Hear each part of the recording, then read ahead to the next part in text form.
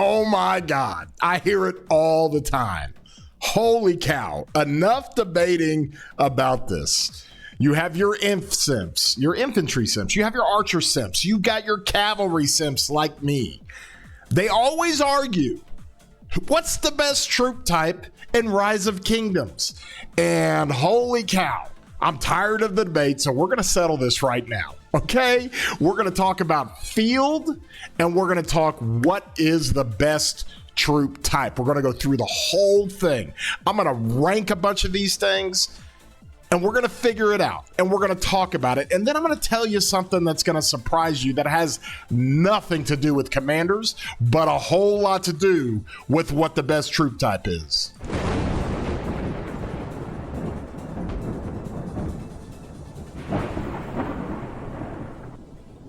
Good to see everybody back in. My name is War Daddy Chadsky. I put out videos all the time. Thanks for stopping by. If you enjoyed the video, any of my videos, any of my streams, I do a whole bunch in this game, and I love the game so much, and I would appreciate a thumbs up or a like if you enjoy yourself. If you don't, throw a thumbs down on it. I'm good with it, whatever you want. But I encourage everybody to continue to watch my videos and streams. I'm just trying to help as much as I can, and a lot of these debates come through. And they come through my Discord. My Discord is a place where people can go and brainstorm and debate and talk and release things and give ideas and crazy different theories that we try out. It is a great place. It's a fun-loving place. And we love everybody coming in the Discord. So if you want to join that Discord in my community, you can click the link in my description. So we get into these debates. And I'm just telling you, man, I'm so tired. Crix and I were streaming the other night, and we were kind of bored. We went through this, and we were like, okay, because we got that debate going in my live stream chat. It's like Cavs are the best, infantry's the best, archers are the best. And everybody starts arguing, and we're like, okay, so if we're having to make marches, like let's just do what we call the psycho murder ball, like your psycho list for infantry. And psycho basically means you're throwing everything else out, I'm sticking to infantry, or you're throwing everything else out, I'm sticking to cav. And we did a list of the top, if you're running 5, 6, or 7 marches of just infantry. Philip is the only one you can pull over and use. How do you run it? And it got so fun to kind of go through it and figure it out. And then that sparked the debate, what's the best troop type? Happens all the time. It depends on play style. It depends on how you run your marches. It depends on all kinds of stuff. What you try to figure out is the best troop type. So let's talk about it. I'm going to rank all this stuff, and I'm going to pull this tier list up, and we're going to go through it. Okay? We'll just do that and figure this thing out. So let's pull it up here.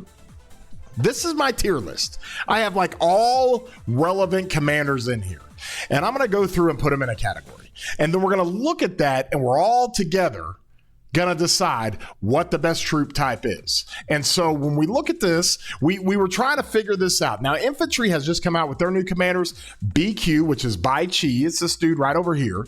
He is uber powerful. He is the new infantry commander for the field. He's on the wheel. He's off the charts. We've talked about it so many times. Now, I'm going to go through and kind of put where I think how powerful these commanders are and what they bring to the field and what is the attribute of these commanders. Okay. And with that, I'm going to put a card at the end screen because I actually put an investment tier list together. I recently did it. And if you're investing in commanders, if you're new to the game, or you're trying to figure out what is the best thing to invest in, I will tell you that. So you can go to that video and check it out. And this is a little bit of the same, but it's a lot different. Okay, so let's go through here and let's rip it right off the bat. BQ, first and foremost, S tier. The guy's off the charts. Absolutely off the charts. So powerful, so strong. 5 target AoE on his smite. It is off the charts what he is able to do. Okay, with him, and I'll go through all the infantry ones first. Okay, with him, I'm gonna put Luce. I think Luce is absolutely amazing. It shows how powerful he was when he first came into the game. and that was a long time ago. It was like a year and a half ago, maybe more, almost 2 years ago. And this dude is still crushing it today. 5 target smite AoE, big damage. He's got his expertise that gives an extra basic attack. It's 25% chance, so he runs the rage up. He does all the fun stuff. You can put him with instant proc commanders, and he helps them fire off much, much quicker. Those are the only 2 I'm going to have in the S tier. Okay, so from there, what's in the A tier? And this is where it gets a little surprising. I only have 1 commander in the A tier. That is Ragnar. Ragnar is not quite here. He's really important and he's really valuable, but I've got him here. Okay, so I have Ragnar in the A tier. Ragnar is the best infantry skill damage commander. He's really, really good. He's powerful. He does AoE. He does additional damage. He does a drain effect. He is tanky. He's a little slow, but he works out really, really well. So I put Ragnar as the only infantry commander in the A tier. Now in the B tier, I'm a hard critic on this. In the B tier, that's where I put William Wallace. All right, I put William Wallace there. I put CPO in the B tier. And that's pretty much it on how do I want to put anybody else in there.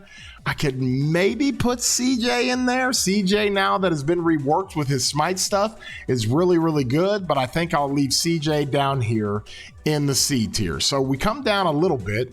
Let me fill out that C tier because that's going to be Alex. Now, I would say CJ is better than Alex to run with Luce in the field. But that's how you're looking at this, where you have S tier, A, B, and C. Okay? And then I know it sounds crazy, absolutely crazy, but you could even argue that Gorgo can go in the C tier in the field. And it's not because she's like great. She's all right in the field. It's not awful, but it's not great. But Pincer kind of helps her out with that. And really, that's what Pincer does for all this stuff. But I'll leave her down here with Guan and pretty much it. Now from there, Leo, Pyrrhus. Pyrrhus is okay. He could go here, I guess. In the early game, he's pretty good. We'll go Sargon. We'll go Tariq. He's a rally commander. Like all of these commanders kind of belong down here in like the just no category, okay? So that's kind of where we're at with this. Hold on. Let me get my window kind of cleared up here for you guys. There you go. And that's kind of where we're at with all this. So that's your infantry commanders. Now I am going to do the cavalry commanders, okay? Arthur deserves to be all the way up here at the top, okay? Let me kind of do this thing here and I'll bring this down. We're gonna show this off pretty good. We're gonna have Arthur at the top. Whoop, there we go. Arthur's at the top and he is super powerful.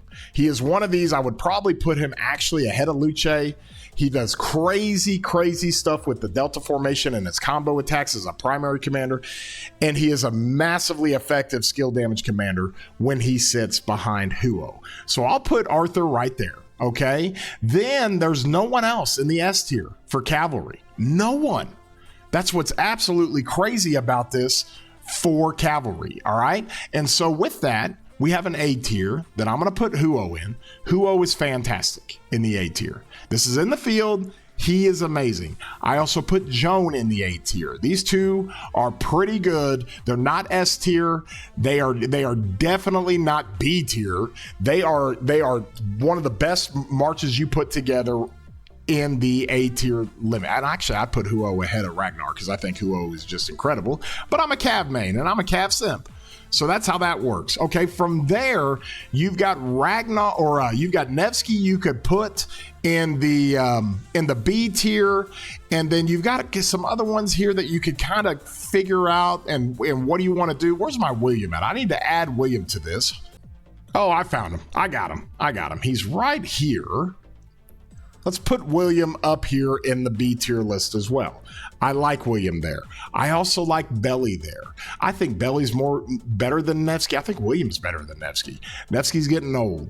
All right. But I put these three in the B tier. So you've got a good amount of cavalry sitting up here.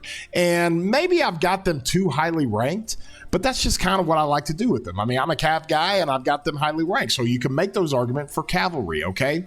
I'm going to put, now that we have those, you take the other field commanders, you can put Bert here in the C category for cavalry, mainly because now he's a combo commander. And since Bert is now a combo commander, you could try to like say, okay, you can put him with Arthur and he can be a C tier commander, okay?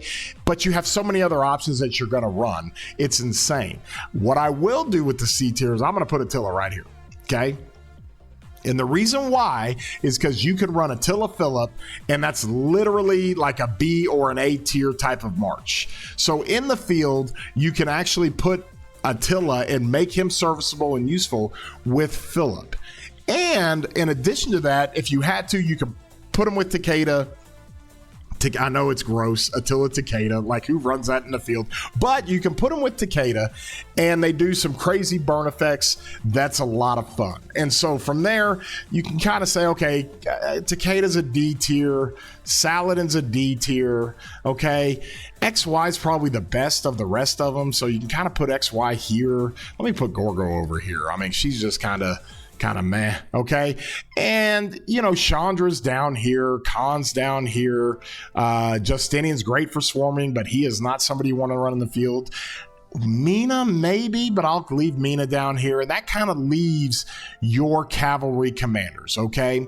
And probably the easiest thing to do is kind of make sure we've got the infantry commanders in the front, then the cavalry commanders, so we'll just do it that way. That's how we'll end up doing this thing. So let me actually move some things around here to make sure we are all good, okay? So these are all equal, and that's kind of how this thing works. From there, let's talk about the archer commanders. There is no archer commander in the S tier, okay? As good as Zuge is, he is A tier, okay? As good as he is A tier. Let me put my cavalry behind here. So you got infantry, you got cavalry, and then you got archers. All right, he's A tier. I wouldn't say he's S tier. Not anymore. He's A tier. If I had to rank him, I'd probably put him ahead of Ragnar, but he's still really, really good. I put Herman S tier with him. I think Herman is great. I think Herman still provides a ton of utility, and I think he's really, really a great commander, but not like S tier, gotta get it no matter what. And that's it. So with that being said, okay, well, what else do we have in the field for these commanders? Okay, and you got to kind of figure this out. I have Ash because I love Ash so much, and I've actually got one more. The one more that I could put in here. Okay, I found her. And it's not because I hate her so much. It's just because she had a little bit of an issue. Look how big she is, by the way. We're going to use Shajar, and I'm going to put Shajar down here at the C level, okay? She is not that good. She absolutely became a big dud in the field. The true damage stuff, they got to do away with. They have to do away with true damage. It doesn't work very well. You don't want to run it. It's flat out awful. And so that's kind of what we're looking at here at the C level, okay? And so I've got Ash B level, Shazar C level. Okay, I would even put, let's see here, Nebu and YSG at the C levels. Even after all these years, YSG is still being able to be useful, okay? He's somebody you can put with a 2 or 3 Archer March situation for your murder ball, okay? And from there, it's just not very good at all. Boudica, long in the tooth, D tier. Henry could maybe be C tier, but this is in field. Nobody runs Henry over Nebu. Nobody runs Henry over YSG. If you do, I don't know what you're looking for, single target or swarming. That might be the best thing that you can do with it, okay? And from there, there's not really anybody else. You could kind of put a Monotori. She goes down here. She's not good in the field. Artemisia, same thing. Maybe here with Boudica. I don't know. Cyrus, no, you're not running that. Gilgamesh, no, you're not running that. That's more niche. Like all these Archer commanders are just, no, we're not using them. Thutmose is great for K1. Holy cow, he's really, really good. So those are your archers, okay? And it's fair to say, I think we're doing okay with the archers. Nothing crazy. Let me adjust it here and make sure we kind of have it all together. But from this, I mean, we're just trying to figure out exactly how many commanders you have of each troop type. So in the S tier, you've got 2 infantry, 1 cav. In the A tier, you have 1 infantry, 2 cavs, 2 archers. Okay. In the B tier, I put 2 infantry, 3 cavs, 1 archer. In the C tier, 2 infantry, okay, 2 cavs, 3 archers. D tier, 2 infantry, 3 cavs, 2 archers. Okay, so you get the picture. Now, the one commander I need to put in here is Philip. I think he's the best commander in the game. I think he's the most valuable commander in the game. You got to run him. Can't leave him on the bench. Have to run him no matter what. You got to run him. He's that good. He's that incredible, that versatile. You can put him with Zuge and make it the best archer march. You can put him with Arthur and arguably make that the best cavalry march. You can put him with Luce and arguably that becomes the best infantry march, though I think these 2 together are the best march in the game. But you could do so much with them, a ton with them. And so I'm going to put Philip up there at the top. So this is what we've got. And let me just go ahead and make this proclamation now. That infantry is the best troop type in the game in 2025. That's it. That's my proclamation. BQ, Luce, okay, Ragnar, William Wallace. You even got CJ now with Alex. This is the best troop type in the game. You can't argue with it. And let me tell you the reason why, because that's pretty close. If we're just going based off commanders, you give the edge over the cavalry. The cavalry not only has a top tier commander that's at the elite level, it's also got 2 extremely powerful commanders. And then it's got great options kind of at the B tier. Okay. But infantry just on commanders alone edges out cavalry. And then here's where it gets crazy. It has nothing to do with the stupid commanders. It has to do with one thing and one thing only. And that's this thing right over here. Pincer formation has obliterated everything.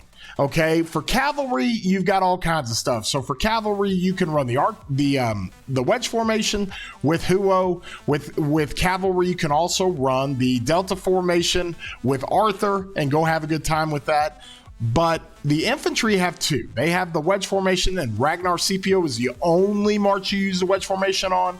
If you still run Guan, I've got some wedge stuff on Guan because I'm in Canyon right now. But from there, when they launched Pincer formation, people are not only getting Pincer, they're getting 2 Pincers to run 2 Smite marches. It's that powerful. It's that crazy. It's so powerful because some people would say, oh, I'm going to keep my arch because I run Luce Alex still. And Alex doesn't do smite damage. But I want to run my arch on Luce, okay? It doesn't matter. Pincer's so powerful that even if you have great arch formation on Luce and Alex, Pincer is still going to outperform. That's how crazy good it is. It's that wild. And that's why the infantry off commanders alone, they're the best in the game. But you go throw the Pincer in with it, and they are by far the best in the game. Like, by far. Like, Cavs are at least one great commander, like meta commander from equaling the infantry. Archers are at least 2 commanders from matching the infantry and where it's at. Now, what we might see, because we saw it when they released BQ, okay? And what we plan on seeing in July, it's coming in July. You Archer players just chill out and wait because it's coming, okay? In July, we're going to look at Zuge and we are going to get another formation. That's my prediction. That's what I think is going to happen. They've kind of hinted that that's going to happen. We're going to get a new wedge formation.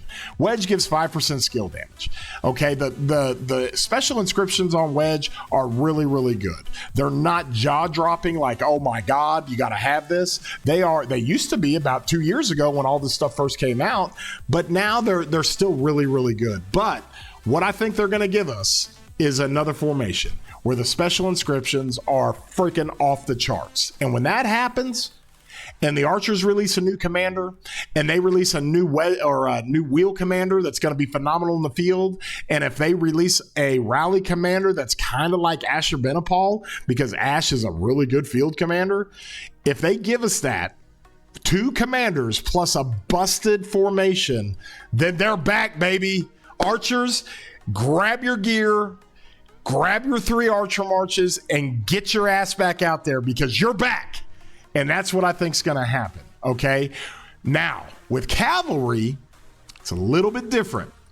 With Cavalry, They gave us the Delta formation. Okay, so we're sitting here with a combo formation. The only problem is we don't have combo commanders. We've got Arthur as a primary, and that's it. Now, they did give us Bertrand, and they changed his kit over to combo. Let me let everybody in on a little secret, especially if you're not a Cav player. Nobody has Bertrand. Nobody has any heads in him. This is an infantry account. I didn't put one freaking head into this guy. I unlocked him, level 1, that's it. I think I might have gotten 9th in an MGE one time for this guy. That's it. But now he's a wheel commander, and now he's a field commander with combo, but we tested him, and his combo is simply not strong enough. It's not near as good as the CJ for the smite, so you don't really want to use this guy. So what Cavalry needs, and I'll tell you, because we're a long way away from another Cavalry launch. We just got Subutai recently and Arthur. They need to change the skills like they did for Bertrand from a skill damage commander. Maybe Nevsky, huh? Maybe Belly, maybe Joan. Make one of these commanders a combo commander that is a skill damage commander. Change them to a combo commander. Now we're cooking. And then the next time you release Cavalry, which is probably late October, November, we're going to get a Garrison combo. That's going to suck because we don't have anybody to put it with. And our fun little Delta formation over here is in the same boat it's in right now, where we're trying to makeshift an Attila Subutai rally with Delta. Doesn't work as well. Like Arch actually does better with Attila Subutai. And so we could put Attila with a new Cav Garrison in the Garrison, Attila with a new Cav commander that's a Garrison. We can put that in the flag or the fort, see what that does with Delta, see what it does with Arch. But we need two. You got to have two. Lilith and the developers are learning a lesson, and they're learning it right now, that you got to be able to give us some options. They snuck a Smite commander in on us almost 2 years ago when it came to Luce, okay? And they even gave us Gorgo. That's a Smite commander as well. So they snuck these in on us without a Smite tree. And from that standpoint, like, we still don't have a Smite tree. We got the attack tree over here. So at least they prepped it to where when they start rolling out more Smite commanders, they launched William Wallace before Pincer came out. We were still dealing with Arch. So they loaded up the Smite commanders. Okay, that's how you do it. Then you give us a new formation, like Pincer. They did not load up the combo commanders before Delta. They literally put out Delta before Arthur was even in the game. Like, we were like, what are we doing with this? What are we supposed to do? Just guess on what we're going to get? No, that's not how you do it. You got to load up those commanders, give them the attack tree. It doesn't matter. You can change it when the new formation comes out, and you can give us a combo tree after that. But that's what they should have done. So that's what they need to do for Cavalry. I talked about it with Archers. Archers need two busted good commanders and a crazy good formation. Cavalry, they need more combo commanders, maybe transition some current skill damage commanders into combo, and they need a new Delta formation. And that's what I think we're going to get. So just keep that in mind, you Cav players. Our day of reckoning will come again. We had to use Attila for so long to stay relevant, and Attila is still relevant today. It's amazing how that worked out. But right now, as far as troop types go, infantry, you're the winner. You're the champions. More infantry commanders with by far the best formation. Infantry is ruling the game, and you're going to get left behind if you don't strongly consider running two Pincer formations and two Smite infantry marches. Okay, so that's where we're at with the commanders and with what troop type is the absolute best. It's a fun conversation to have. If you got any comments, throw them down in the comment section of YouTube. I'll answer as many of them as I can. I appreciate everybody's feedback for all this stuff. And with that being said, you guys have a great day, broskies.